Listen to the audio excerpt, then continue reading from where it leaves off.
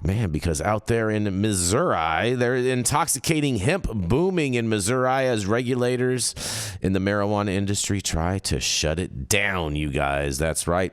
Missourians can walk into a CBD shop right now and buy something that looks just like the canisters of marijuana buds and joints sold in state-regulated dispensaries. Coffee shops are selling seltzers with 5 milligrams of Delta-9 THC, an amount that would produce a strong buzz right next to the juices in their cooler. And at farmers markets, bakeries are selling intoxicating brownies and other homemade treats in stands right next to farm fresh veggies, you guys. As it should be. Many elected officials and Missourians have publicly puzzled at how this happened in a state where voters created a marijuana program designed to be highly regulated and limited to licensed dispensaries.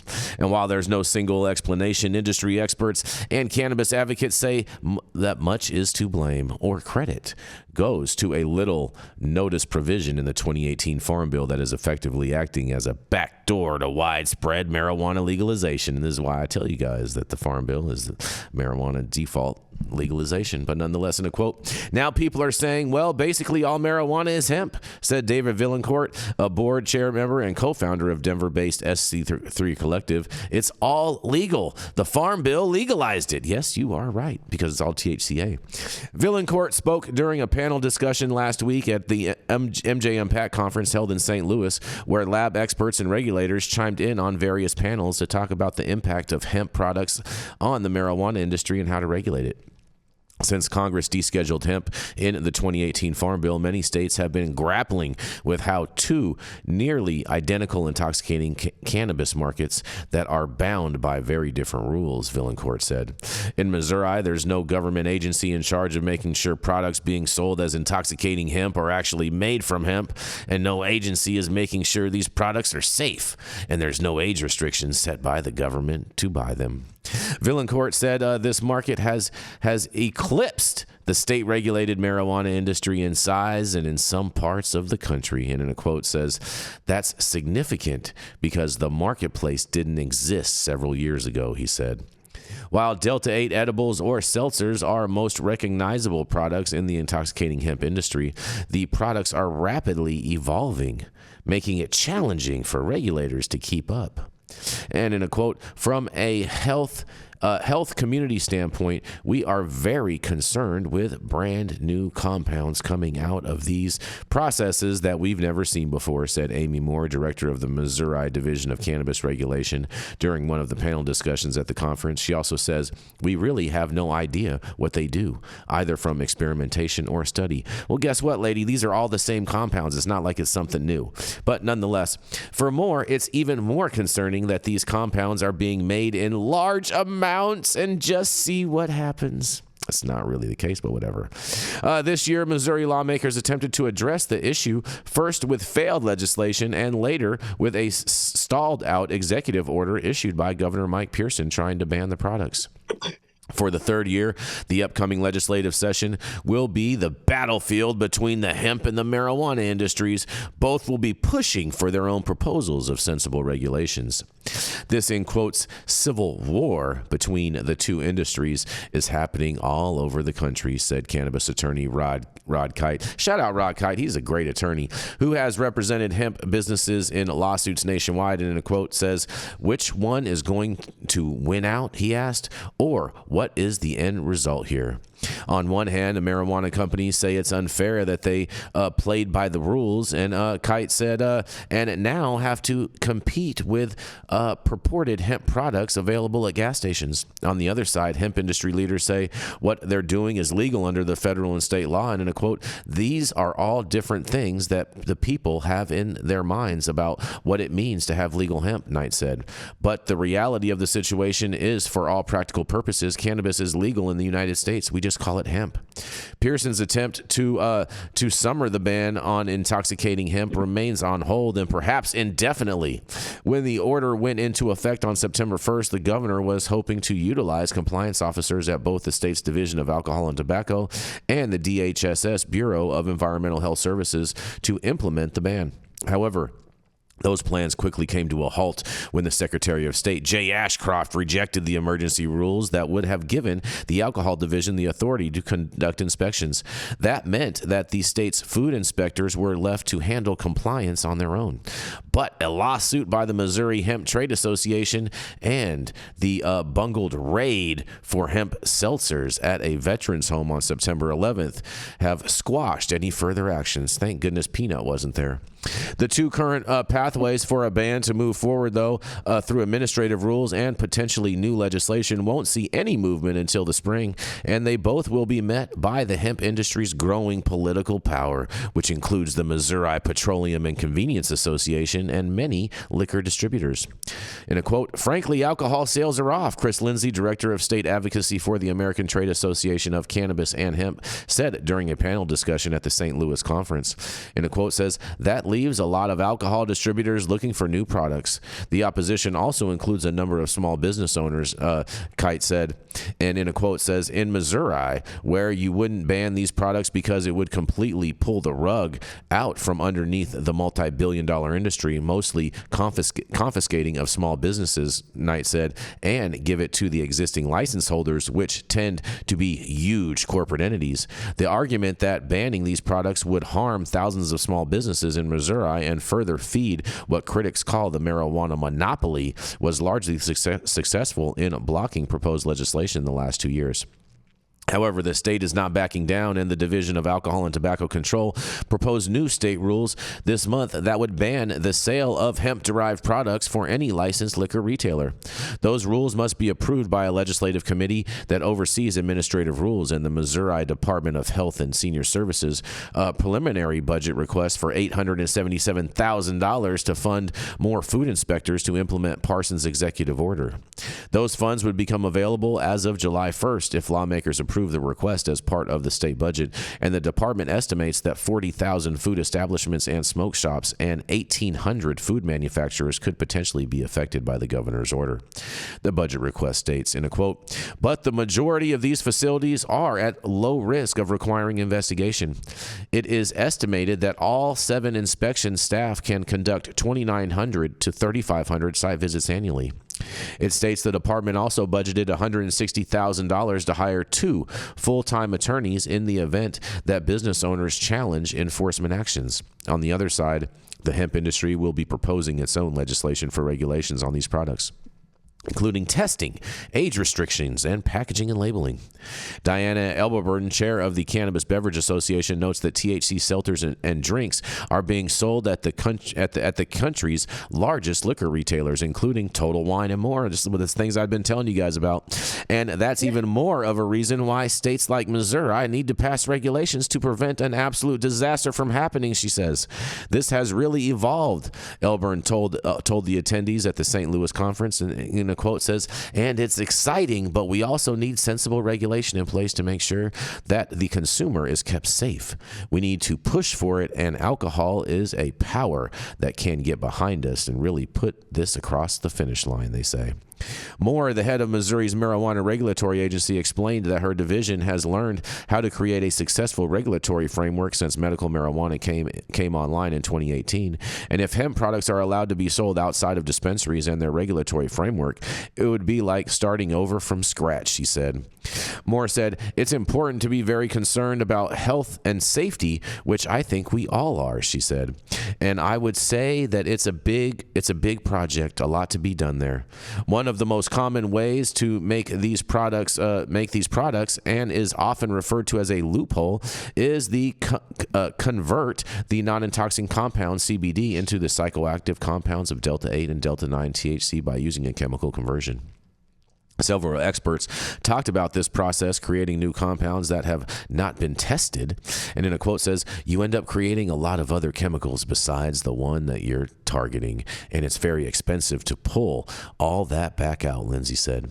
In an additional quote, "That's what companies like Pfizer and pharmaceutical companies spend a lot of time on," she says. "Because the products aren't being regulated, consumers have a false sense of security," he said. "And those concerns are shared by hemp leaders as well," Kite said.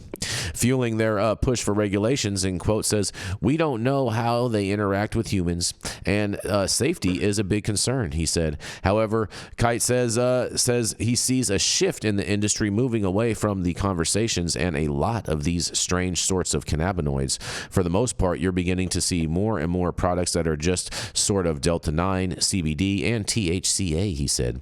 THCA is a naturally abundant cannabinoid that transforms into Delta-9 when smoked or heated, and since the 2018 Farm Bill, botanists have figured out how to breed cannabis plants capable of passing the only federal checkpoint required on hemp plants. A visit from the U.S. Department of Agriculture inspectors 30 days before harvest, and at that point, the levels of Delta-9 THC and THCA are below the federal threshold, he said. But both increase when harvested 30 days later. Kite believes there is lots of marijuana flower sold in dispensaries that would probably meet this standard of hemp as well, and it's a point that's being argued in the court, he said. THCA is the most abundant cannabinoid that cannabis produces, he said, and if there's any cannabinoid that humans have truly ingested for thousands of years, it's THCA. The hemp industry is moving kind of backwards towards this more natural sort of state of affairs, and I'm very, whoa, where'd it go? And I'm very, if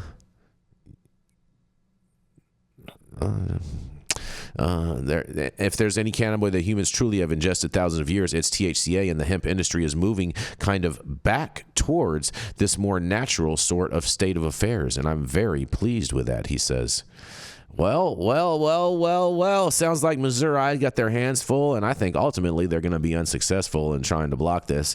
And it sounds like their arguments are all around freedom-based and allowing people to choose what they want to ingest. But I can't wait to hear what you guys have to say about this. You guys there?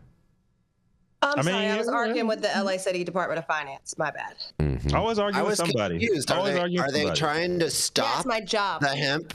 Are they trying to stop the hemp production in Missouri, or are they trying to promote it on the state level? Well, so both. It sounds like these regulators from the Cannabis Control Division are trying to stop it or say that it needs to be under their jurisdiction, which they're just trying to get more stuff for them to be able to have jurisdiction on. It sounds like, and they're trying to say that it shouldn't be sold in all these retail stores, that if we're going to have a limited marketplace, that it should only be sold in those places, which, you know, I'm not necessarily a fan of. But would the Farm Bill and interstate commerce even allow a state to regulate it like that? Well, you know, it's interesting that you asked a question like that, Jesse, because, you know, right now, California, Gavin Newsom put in an emergency ordinance that's banning all of these stores from selling hemp-derived products.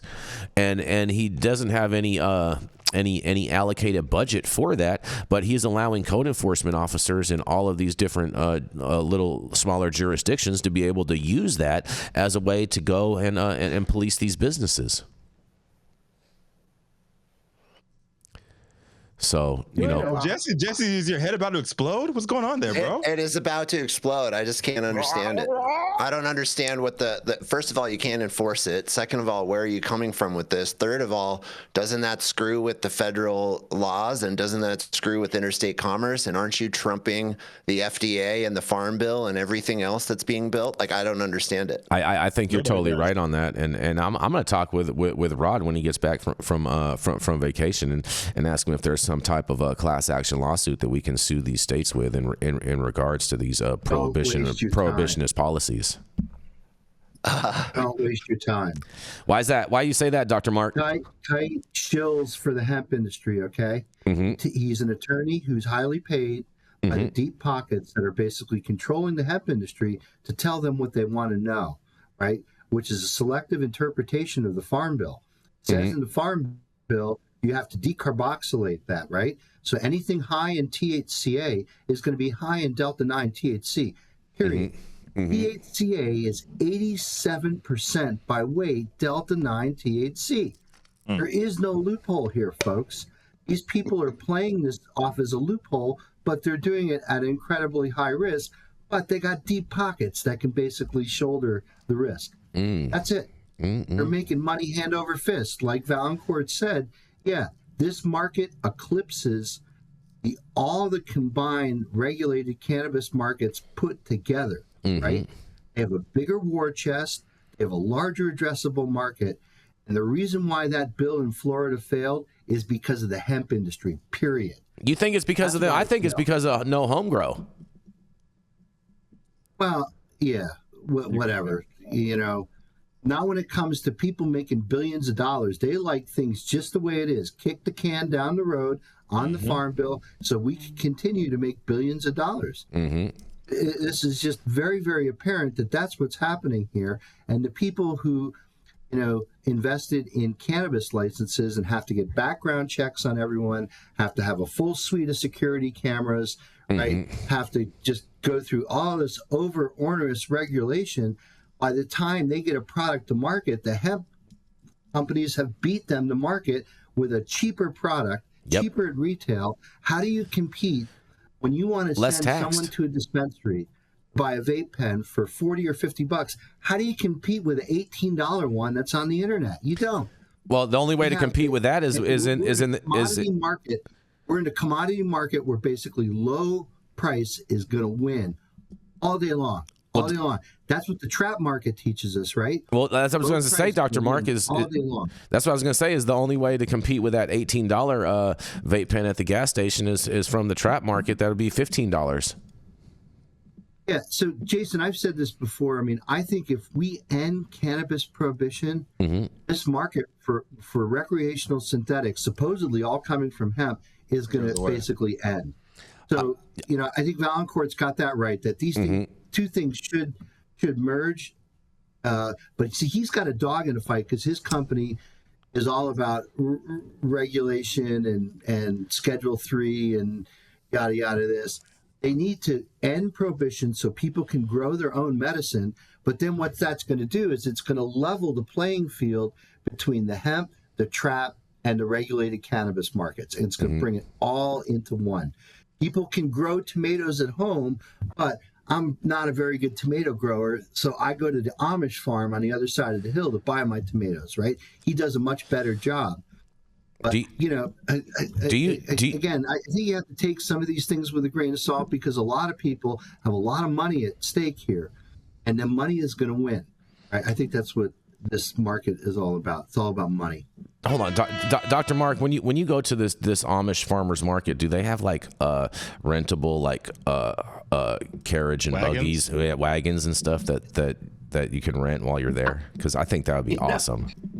It's a great question, Jason. Like, I'm really, I got a lot of questions about these new age Amish because I've seen these Amish folks. I've seen them at Trump rallies. I've seen these Amish folks. I've seen them at basketball games, and I've seen them with cell phones and stuff. Like, what about the show Growing Up Amish, where they take them and they bring them into the real world and like show their whole experience? Like that's their Rumspringer, Jason. That's when they go and the kids get to go out for like whatever a month or whatever when they turn however old and sex, drugs, and rock and roll. And then they go back and hide them in the market. Jenny, what was that hand gesture you just made? I was churning butter, Rico. I'm referring to the Amish market. When we live up here in Vermont right now. We used to have an Amish farm around the corner from us when we lived in Pennsylvania.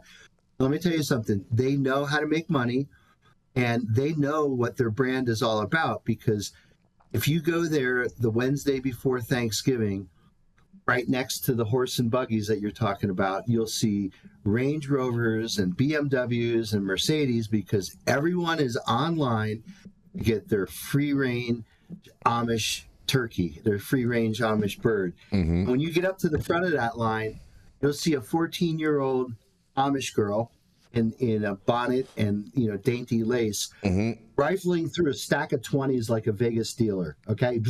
Oh, that's awesome. That shit came from Get Matt. They know how to make money. And when it comes to agriculture, low cost production agriculture, organically grown, there is no one that can compete with the Amish. Amazing. Man, get it. I mean, and Amish grow weed too. They call it green corn.